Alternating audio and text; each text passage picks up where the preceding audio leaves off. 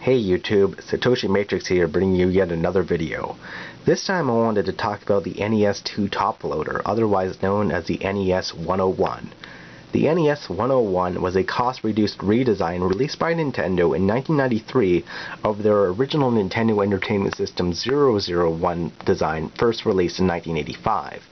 Now, when you compare these two units together, the main differences that you'll notice, first of all, is how the game cartridges connect to the system. In the original design, you would open the lid, you would put the game in, push it down, close the lid, push the power button, and hope your games would run. Now, one of the major differences was in how the cartridge design on the Toploader would work. As the name would suggest, you would take your game, simply plug it into the top, and then press the power button, and assuming your games were clean, they would run every time, first time.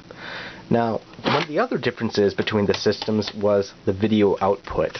The original system had an RF adapter and composite outputs, but the cost-reduced redesign only would output RF. The Japanese version of this, the AV Famicom, had the same multi-video out connector as the Super Nintendo, and thus had composite only. Now, you can mod the systems to output composite, but rather than do that myself, I actually bought one from a guy who makes these, called akaviolence. I'll put in a link to his website in the description bar. Now, let's look at the back to see what he modded. This system actually has a few mods going on, so I'm going to talk about each one of them. First and foremost, is the composite mod. You have composite video output coming out of this gold-plated connector, and you have mono sound coming out of this connector. But you also notice it has a stereo connector. How can that be, you ask? The NES was not a stereo system. Well, what he's done is he's actually gone and done a dual mono adapter, where he has taken the 4 channels out of the NES and has split them. So the left channel is getting the 2 square waves, and the right channel is getting the noise and the sample channel. Now, what the result is that you'll get all 4 channels coming out of the system, but you'll get 2 out of the left speaker and the other 2 out of the right speaker, sort of creating a pseudo stereo sound system. Now, also what he's modded in is a pot, a potentiometer to adjust the mono sound to be stereo. All the way to the left is mono, all the way to the right is complete stereo. Or pseudo-stereo anyway. Some games benefit from this, some don't. The channel select switch has been actually changed to an overclock switch to change from the default 1.79, or you can put it to 2.4 or so megahertz.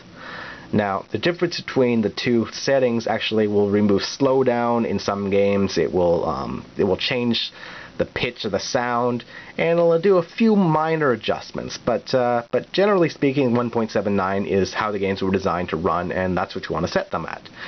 Okay. One of the other major differences between the systems was the controller.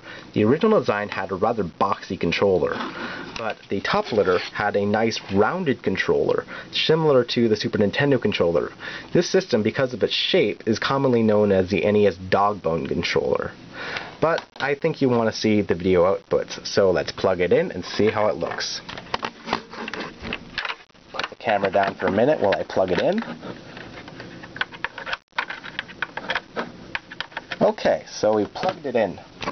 Now, the original system, because of its composite video was natively made into it, tends to look better than even composite modded NES 2 Toploaders.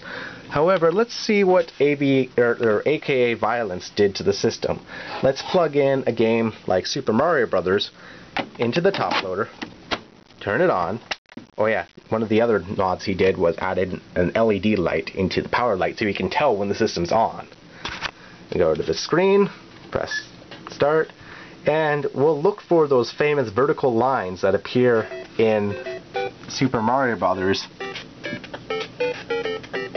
on Toploaders.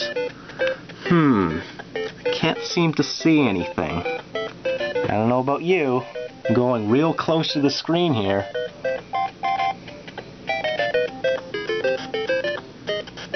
Alright, well maybe it's not this game. Let's try another game that would have that's showing up famously. Mega Man 2, Airman stage. Put the camera down, unplug the game, plug the game back in, turn it on, see what happens.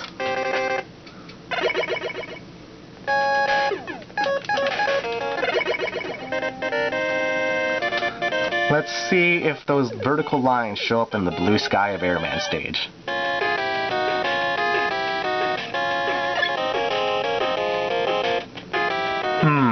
Again, don't see anything.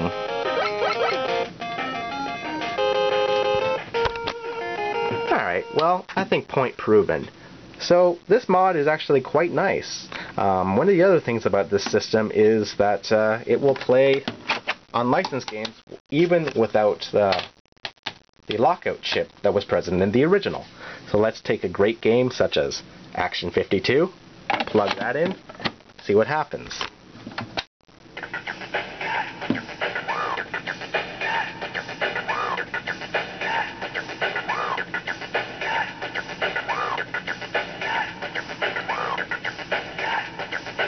Make your selection now. No. Alright, YouTube. Hope you enjoyed. Later.